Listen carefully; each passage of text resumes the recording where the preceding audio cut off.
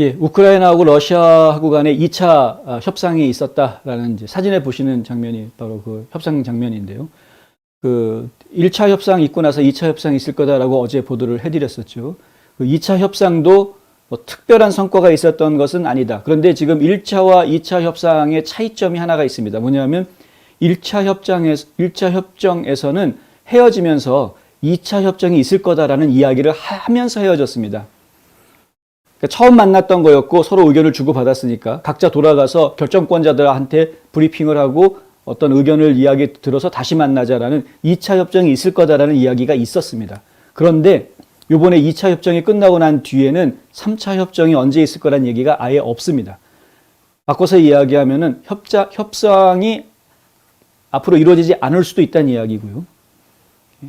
하지만 러시아도 그렇고 우크라이나도 그렇고 이 전쟁이 장기화되는 것을 누구도 원하지 않기 때문에 결국에는 다시 협상 테이블에 나올 수밖에 없는 상황이긴 합니다. 그래서 그들도 러시아도 우크라이나도 마찬가지로 지금 세 번째 만남에 대한 약속은 없다. 하지만 항상 기회는 열어놓겠다라고 양쪽 다 똑같이 그렇게 이야기를 하고 있습니다. 기회는 열어놓겠다.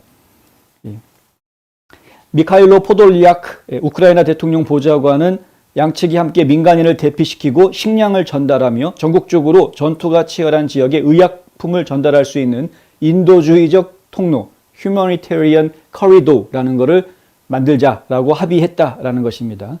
그러니까 무작정 마구 포격할 게 아니라 적어도 이 통로는 그냥 비워두자, 안전지대로 만들어주자. 이 지역으로는 사람들이 의약품도 나르게 해주고 음식도 나를 수 있게 해주고 혹시 피난민들이 생기면 피난을 가게도 해주고 그런 것들을 허용해주는 통로를 만들자라는 것을 합의했다. 그 통로가 어디냐는 발표는 안 나왔습니다. 포톨리아크는 트위터에 2차 협상은 끝났다라고 올렸고요. 불행히도 우크라이나가 필요로 하는 결과는 아직 나오지 않았다. 인도주의적 통로 구성에만 해결책이 있다. 이렇게 이야기했습니다. 그러니까 그거 하나만 합의가 이루어졌고 나머지는 합의가 이루어지지 않았다. 우크라이나 측에서 요구했던 내용들은 뭐였냐면 즉각적인 휴전을 요구했고요. 임시 평화협정을 맺자라고 이야기했고 민간인을 위한 인도주의적 또는 대피 통로를 만들자. 이런 것들을 요구를 했는데 휴전에 대해서는 지금 합의가 이루어지지 않았다라는 이야기입니다. 평화협정에 대해서도 합의는 이루어지지 않았다. 그래도 1차 협상 때에 비해서 인도주의적인 통로를 만들자라는 것에 합의를 봤다라는 그 자체만 해도 뭐 상당히 어느 정도는 좀 그래도 합의가 이루어질 수는 있구나라는 가정을, 그러니까 이제 희망을 가져볼 수 있는 그런 모습은 아닐까라는 생각도 한편으로는 해봅니다. 블라디미르 푸틴 러시아 대통령은 러시아군이 민간인들의 철수를 위해서 안전한 통로를 제공했다라고 러시아 쪽에서는 야 그건 합의가 아니고 우리가 그렇게 해준 거야 뭐 이제 이런 식의 떡덩거리는 소리를 냈다. 푸틴 대통령은 안보리 이사국들과의 통화에서 우크라이나 민족주의 단체들이 민간인들의 이탈을 막고 있다라고 이야기했습니다. 지금 우크라이나에서 떠나려고 하는 피난민들을 막는 것은 러시아 군인이 아니고 우크라이나에 있는 이 신나치주의자들이다. 이게 이제 푸틴이 하고 있는 이야기입니다. 푸틴이 하는 이야기. 우크라이나의 민족주의자들이 지금 오히려 우크라이나 국민들을 피난 못 가게 막고 있다. 그들이 안전하게 피난할 수 있는 통로를 만들어주자라고 한 거는 그건 러시아 쪽에서 이렇게 이야기하는 거다. 이렇게 큰 소리 치고 있는 거죠.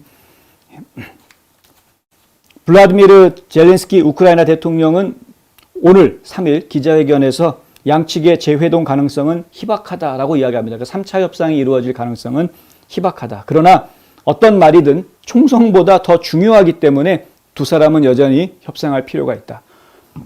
그렇죠. 지금 전쟁 중에 총성보다는 말이 더 중요하기 때문에. 그러니까 지금 물리력으로 싸울 것이 아니죠. 대화하고 지금 이제 합의점을 좀 찾아야 될 겁니다. 두 나라 다. 러시아와 우크라이나 둘 다 마찬가지입니다. 젤렌스키 대통령도 아까 말씀드린 대로 어느 정도는 지금 양보할 각오를 해야 될 겁니다. 근데 저는 그것이 차라리 잘 될 수도 있다라고 생각하는 게 어차피 친러시아파 국민이라고 떠안고 있으면서 갈등을 계속 가지는 것보다는 차라리 그냥 돈바스 지역 거기는 독립시켜서 내보내고 나머지 지역을 단단하게 다 결속시키는 것이 오히려 그게 이제 전화 위복이 될 수도 있지 않겠는가라는 생각을 조심스럽게 해봅니다. 유럽연합은 월요일에 우크라이나 침공과 관련해서 석유, 은행, 금융부나 이런 그리고 경제계 인사 26명에 대한 제재를 시작을 했죠. 뭐 이런 제재들이 어떤 의미가 있고 어느 정도 영향을 끼칠 수 있을지는 좀 더 두고 봐야 됩니다. 그런데 이런 제재들에 대해서 지금 미국 내에서도 찬반이 조금 갈리는 분위기가 있기는 합니다. 특히 이제 공화당 내에서 좀 찬반이 갈리는 모습들을 보이고 있는데요. 그만한 이유가 있죠. 우크라이나 때문에 미국이 힘들어지면 안 된다라는 이야기를 하시는 분들이 있고요.